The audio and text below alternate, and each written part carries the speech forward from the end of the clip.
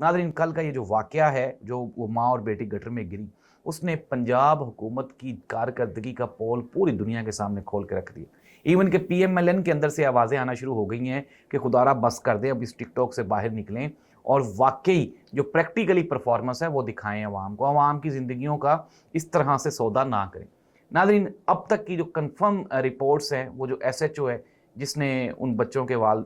والد کو، وہ جو بیوی خاتون تھی اور اس کی جو بچی تھی، اس کو جس نے اریسٹ کیا تھا، دھمکایا تھا، اس کو سسپینڈ کر دیا گیا ہے، اس کے خلاف ایف آئی آر بھی ہو گئی ہے، دو چار اور بھی بیوروکریسی کے بلی کے بکرے بنائے گئے ہیں۔ لیکن ناظرین جو ایکچول جو سب سے بڑے آپ یہ کہیں کہ رسپانسیبل ہیں، ان کے ساتھ کیا ہوگا؟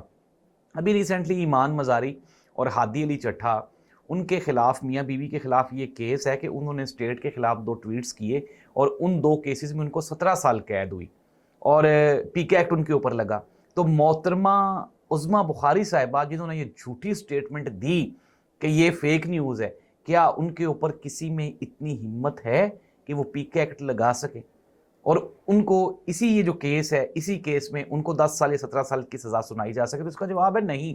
کیونکہ پاکستان میں قانون اور آئین جو ہے وہ صرف اور صرف غریب آدمی کے لیے